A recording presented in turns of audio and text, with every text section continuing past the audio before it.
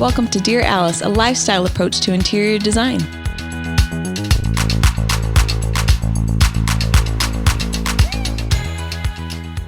Hi, everyone. Welcome to Dear Alice. How are we today?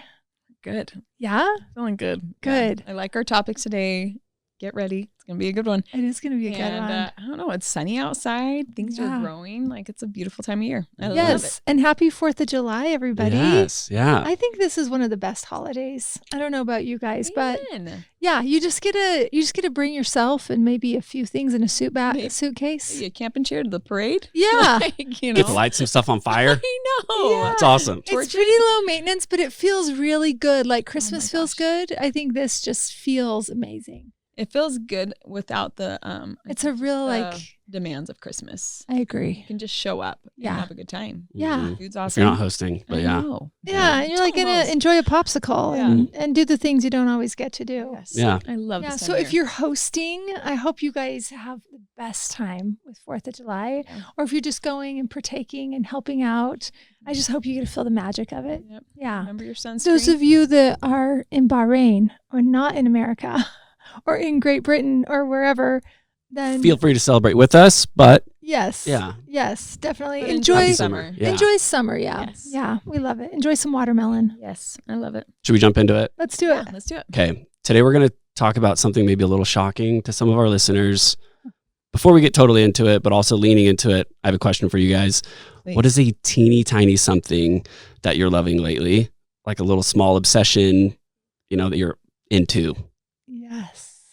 Louis. Let's go with, of course, you can't say anything. Louis with Yeah. Louis. He's so cute. You guys, he just turned 2 a month ago, and he is just like scrumptious, scrumdiddlyumptious. Like he's just the cutest. He's little. Guys, Louis is Suzanne's baby. Yeah, he's my baby. Yeah. Not my cat, not my dog. He is my baby.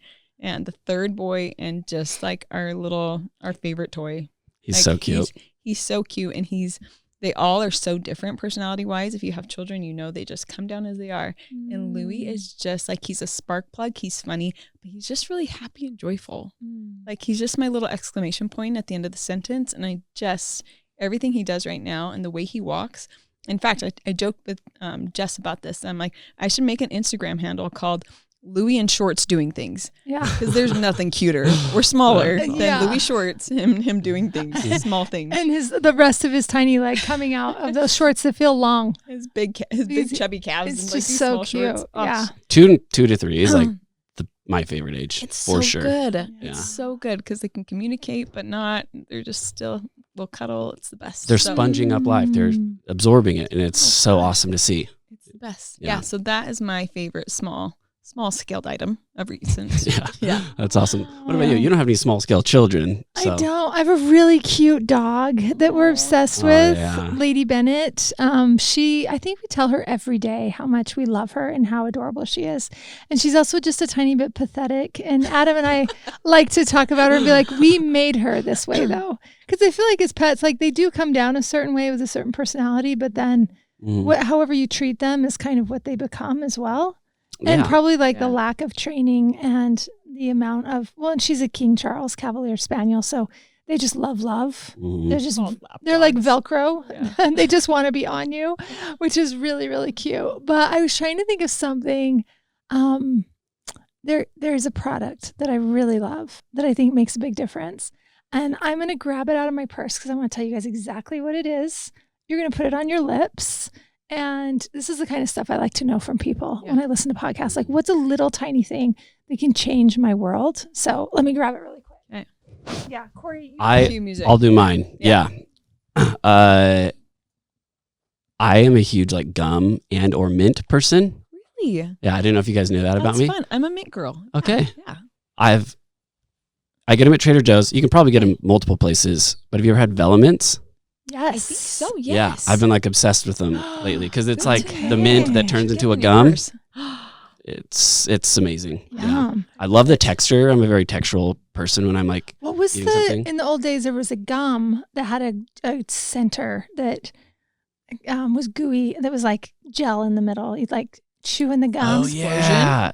Kind of. Yeah. It came in the pack that you like. They're like little squares. And you'd like push them out the back. Yeah. Yeah, I do remember that. It was also two things, but your mint into gum is more practical than gum into gel. Yeah, it's not as cool. Jelly substance. I can see why it's not still around. Yeah. Or those Listerine things, like those like things that used to melt on your tongue. Those. He keeps them like in his like pocket. They sold those little pieces of film that are little piece of plastic totally. you throw in your throat. I love it. Okay. For all you ladies and gents out there, I think this might be more those of you that are like kind of looking for a little bit of a plumped lip.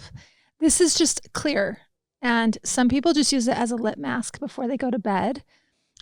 I actually love it on with just lip liner, and it is amazing. It's really thick, so it stays on, and you don't have to reapply a lot. But it's from Revision Skincare. You're going to get it on Amazon, those of you that can have Amazon in your world.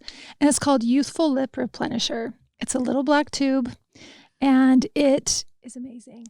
I'm a huge fan. I know you're not a gloss girl. No, I do. It's funny because like I need to get this because I grabbed a lip plumper last time I was at the Ulta or Sephora. Did I give you this for Christmas? No, but I'm gonna order it now. But I should tell you, I lent it. The one that I got, it's like a 1,000 bees on your lip. So it's like anything but just like a subtle little thing. Oh yeah, so this doesn't feel minty or anything like that. But I will look at people's mouths sometimes and I think, oh, yeah, I should tell you about this. Because I really think even if you just put it on right before bed, it's going to stay on your lips for a long time because it's so thick. And I would almost treat it like a mask. So then you just have like, even though you're a lipstick wearer, your lips would just be really smooth and then just hydrated. Exactly. Or you can wear it all day if you just like a clear shine. But I think this is awesome. It's actually, for as gas station as it looks, it's $40. Oh, okay. And so it's a little bit of a luxury item, especially from Amazon. So the contents are valuable. But I have no less than 5 of these in play right now. And it's like, it's a little bit mighty to go along with your question, Cori. Okay. Yeah. So that's my answer. Great. None of those were sponsored either. So, I mean, it's just just genuinely opinion. love. Yeah. Yep. You can't buy Louis or Lady Bennett. But Louis and George doing things is a good idea. I'll stick by that.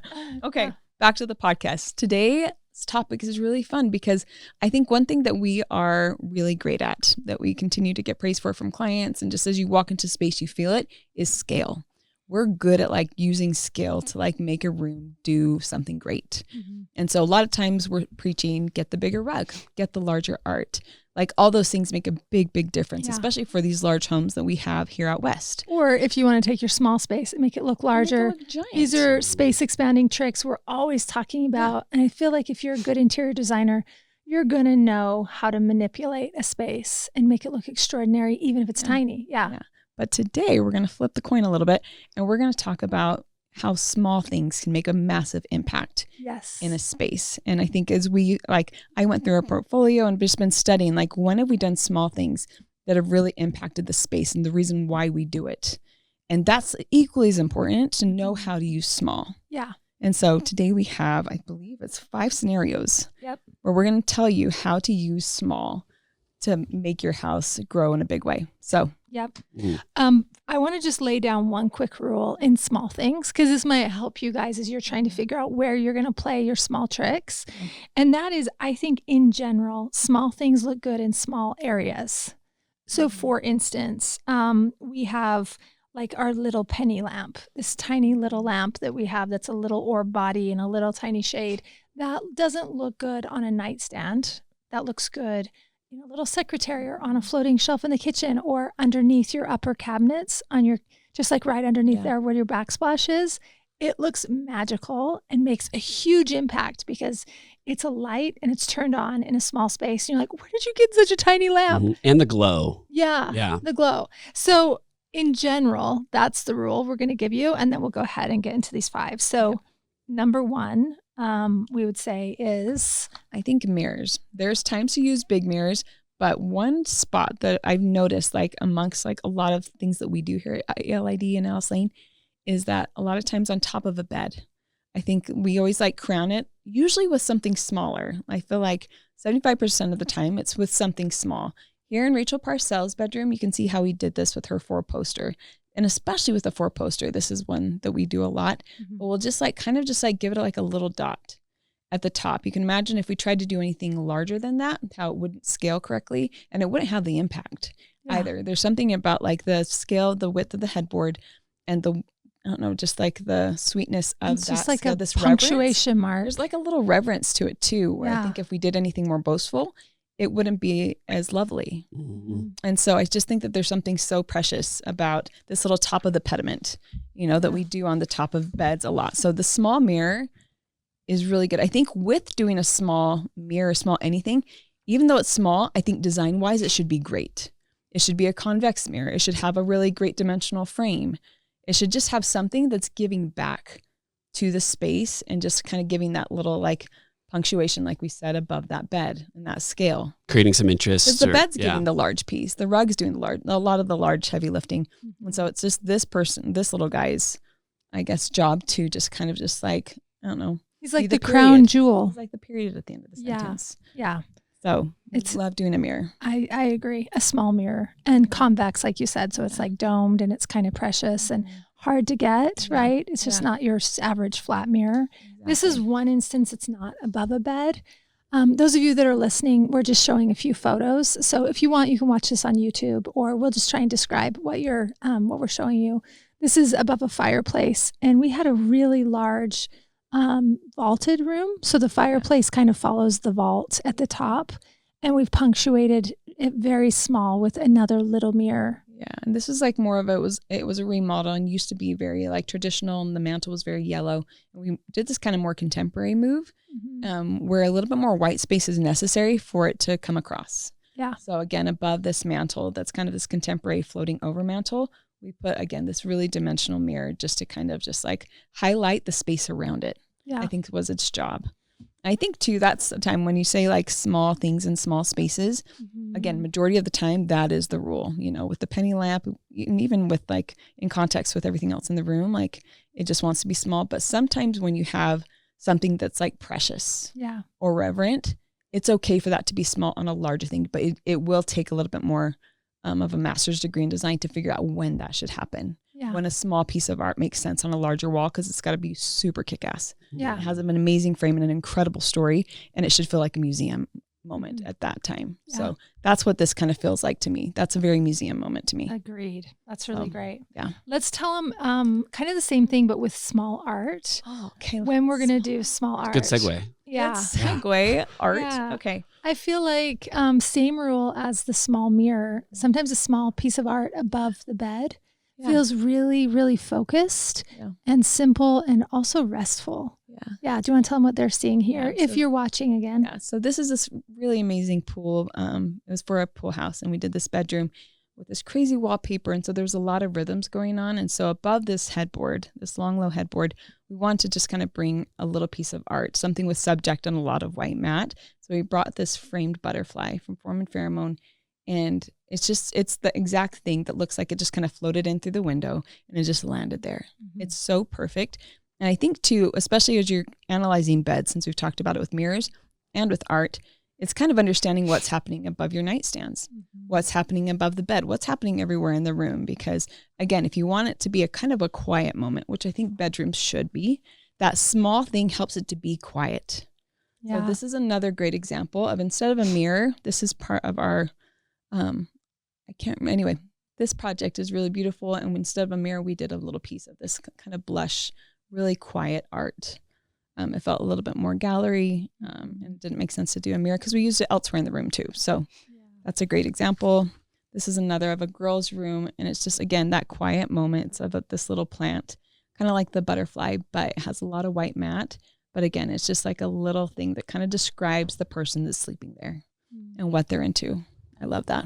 Yeah. Another instance of this is going to be in small spaces. So in between windows, you might have a small section of wall where you hang a piece of art, this being very vertical. We hung a snake here. This is from Foreman Pheromone. So it was once living. It's so cool. And just the way it fits within this mat, it just fits this little space of wall perfectly. It's absolutely perfect. And it's like kismet when you find the right shape of art to go in between windows, don't you think? Yeah, and with all the grids, again, there's that small little thing just kind of sweeping through is like 100% the right move. Yeah. Above a bar cart in a living room, again, small section of wall that's only as wide as the bar cart. We did this little small art stack. Which I think is fun. I think a lot of us, I do this. I find art in lots of places. You go travel, you get all these things, and you end up with all these small pieces of art.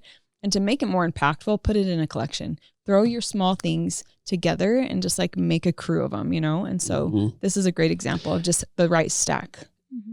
When you're like doing, stacking art like this, are you like putting it on the ground and you're like, okay, what's going to be the best way to do this?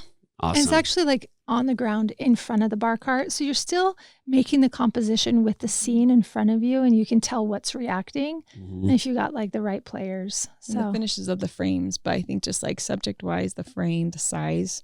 You have a great example too. I should have printed this off and we'll put it on the show too. In your family room, in between your windows, you have the best stack of art.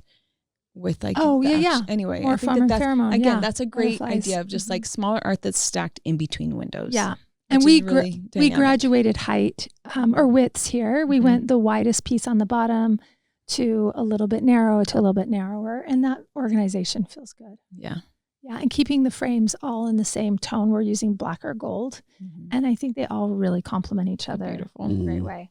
Okay, one more small piece of art. This was just such a genius moment. So good. Go ahead. Oh, good. This is Tiger Oak. This is Tiger Oak. This was a beloved parade home that we did probably 6 years ago. Yeah. And we had a little banquette sandwiched between a couple walls in this game area. And we just had this little tiny portrait that just centered on that wall. It's so good. And I think too, again, you could have put something more large there, but I think just the size of him and the importance that it feels. Yeah. Especially with art. Like if it feels important, give it some space. And then I think that will just like magnify that piece of art 100%. And I think like, you're like, he must be a duke. I don't know, or a grandfather or something very of much importance. And it just feels like such a library studious moment. And it's just so clever and well designed. And the amount of white space just lets that whole moment breathe. And you can kind of focus on the silhouette of the shade and the color is so punchy and happy. Anyway. And the composition, I think it's all about the composition, the bed, that like anytime you're like kind of trying to figure out how to use small, think about the whole composition and where it needs to be quiet. Right? That's good. Okay. I like that. Okay, the next one we have is a small lamp. So we talked a little bit before we got started about our penny lamp, which we make in crystal body, a crystal orb, a brass orb, or an alabaster orb. Yep.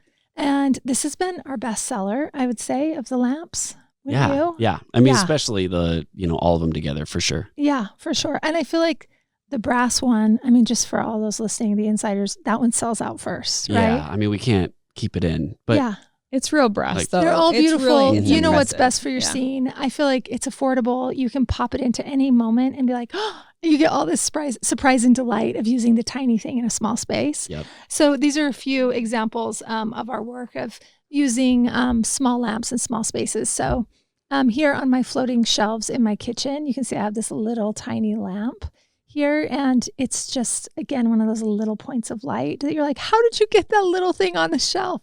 You feel like you had to like have custom made it or found it in an antique shop, because surely that's not being produced today. So I love that. Another one, Sue, do you want to? On the baby lamp too, I think what, as far as the proportion of where you put it, like it doesn't make sense on a nightstand, doesn't make sense in a lot of situations. Yeah. But when it's like proportioned to the shelf, it's like it feels like a grown up in its own little pocket, like it's proportionally the right move. I love this that. Is another one that we did. Just again, you have like limited space underneath cabinets. This was a home office off the kitchen for a client, and this is called the Black Pearl, and we just like tucked that there, and it just gives such a little glow, and you can keep that on all night, and it just becomes like this little night light that's not demanding too much attention, but it's just the right amount. Yeah, the Black Pearl is a lamp from Visual Comfort. It's from Kate Spade's collection, and this has been a bestseller of ours for years. I put it anywhere. It really is so good. That elongated shade is fun. Also in the same image, we have a teeny tiny baby art light. above a row of built-ins. And just that small scale, again, looks really good. And it's kind of an adornment, a little piece of jewelry. Yeah. Love. And I think it shows that you paid attention to the scale. Yeah. When and that it you were needs to be in small. the details. That's also what small stuff says Understanding to me. widths and heights. Yeah, on both of those, like yours, you put an outlet in, like you knew, like don't you have an outlet right there? No, do you know what? I have one down in my backsplash. So I just fished the cord down up against a cabinet. Okay. And then underneath the windowsill and then plugged it in right there. Luckily, it was like the right length. I always thought that. I was like, yeah, I mean, Jess just knew what she's going to do and she has an outlet there. You know because sometimes with clients, we will put outlets on top of their mantle because they know they want garland that's going to plug in. Mm-hmm. And so you'll put flat outlets up there so that they can plug in. But this one was just like freestyling and I was so happy it worked out. Yeah. But if you want to do this and you don't have an available outlet close by, it's not hard usually to pull an outlet. And so I think sometimes those things are like, oh gosh, that seems like such a chore. Yeah. But really, if you just have an electrician and you like know where a light is and where you want it to be, it's not that hard. Yeah. It shouldn't be that expensive. Totally. So. Yeah. Also, this should be a whole nother podcast. There is the rechargeable light bulb today. Okay. Which you can just cut the cords on your lamps if you want. There's a rechargeable light bulb that you're just going to screw into your lamp. And I don't know how many hours the charge is, but you can just turn your lamp on and then recharge it like a cell phone. It's crazy. That's Visual awesome. Comfort has developed coming up with this stuff. what they're calling rechargeables. Tesla. So it's the Tesla of lamps. So now you can have like little lamps on your dining table and you can dine around it outside, or like you see restaurants they always have like a little rechargeable light in the middle of the table and you don't even need cords. Tripping on the cord. Welcome to the future, everybody. Oh, I hate cords. Cords and cables are the worst. That was going to be my next business idea. Though I will say we've had a lot of clients that say, I do not want a smart home. I want a dumb home. I want my stuff to plug in, because sometimes when it's all technology and you walk in the house and you push a button and the whole thing is on, if the slightest thing goes wrong, you can't open your own blinds. You can't turn on your lights. Your blender starts. You know what I mean? Like you're just like, you can't flip the breaker, kind of thing. Yeah, I just heard like some people be like, I just prefer to have a dumb house because then I know I'm in control of it. You know, it's usually the most techie people. Actually, they're just like, you know what? Actually, I know the issues behind this, so just make it dumb, and I'll go from there. I don't trust it yet. It's too soon. I never trust technology first. I love writing things on paper. I don't know. I'm an analog type of person, but to each their own. Yes. Yeah. Okay, the fourth thing we have is the plate or the platter. Oh, I think, yes, if you guys love design, you've probably hung a plate on the wall before, or you maybe hung a little tiny saucer above a little piece of art in your kitchen. I know my sister, I can picture her house right now. She has like little plates and little sections of wall, and it's a really good move. It's a soft shape, so it fits good in a square area. So we have an example here in Angie Harrington's home in her dining room where we did a series of plates hung in her dining room. We did Hermes plates because her last name's Harrington and she loves the H, and she's also very designer.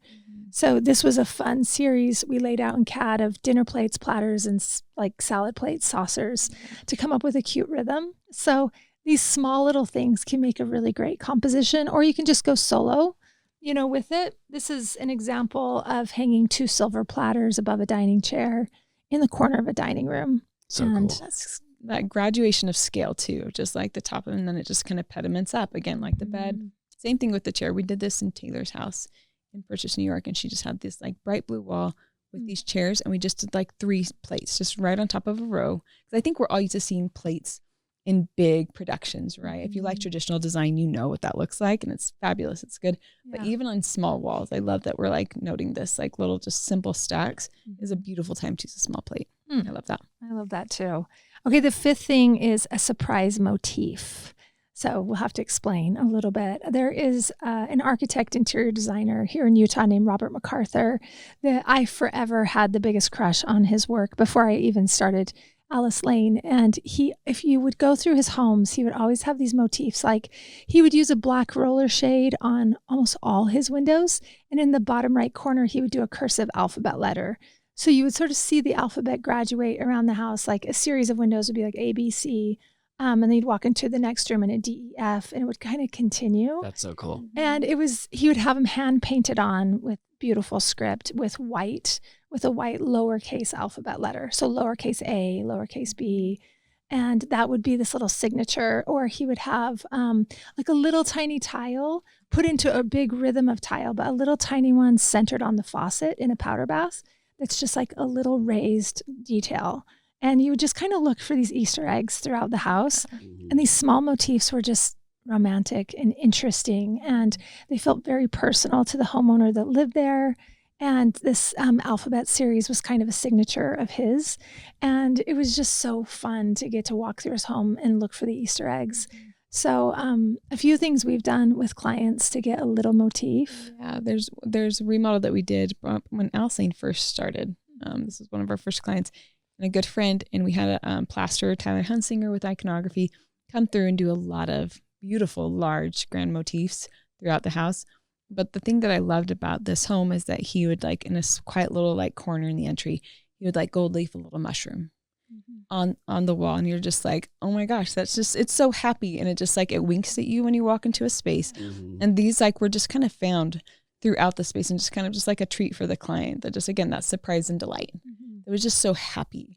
And so I think anytime you can like wink at your family, at you, at your audience that's like walking in your house, I think that that's a really successful small way to make a big impact and a big memory point. A very unique one too. It's like, I mean, yeah. And they get noticed. People are like, wait, is that like we did in Jamie O'Banion's house in her dining room, we did custom Gracie paper. And because they're hand painting all of the paper anyway, you can really ask for anything special. So if any of you guys are doing this, you should definitely ask for a few special little things.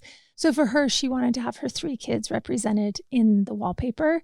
And so her girls are birds, and then there's like a butterfly for her son.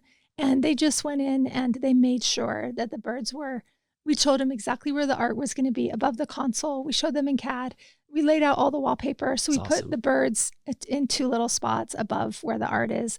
And then the sun is on a different wall, and they have little tiny initials, her daughter's initials and her son's initials.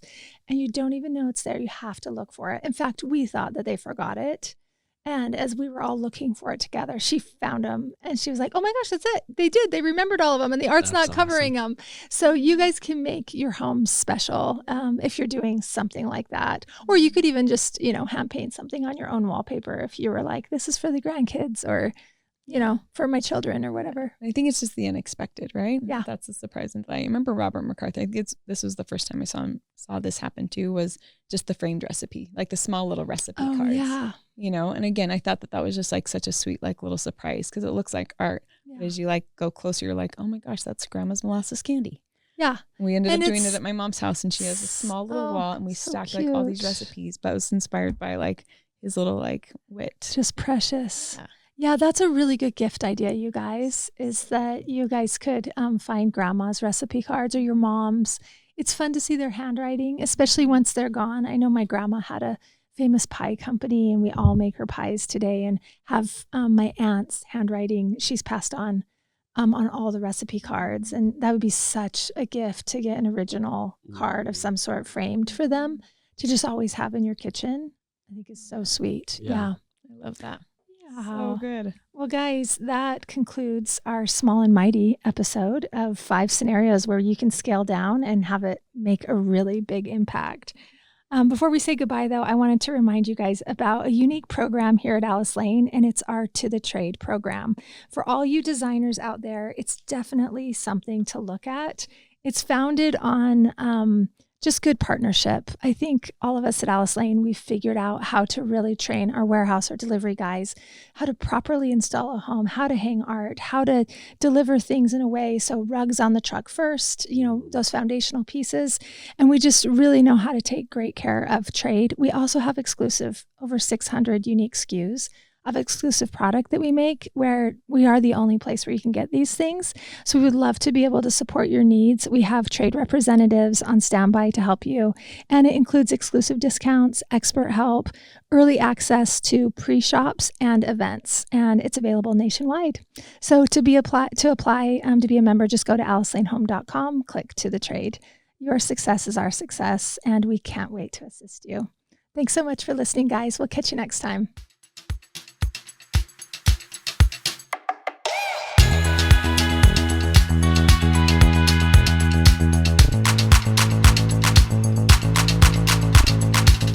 Hey, thanks for listening. If you like our show, please leave a 5-star rating.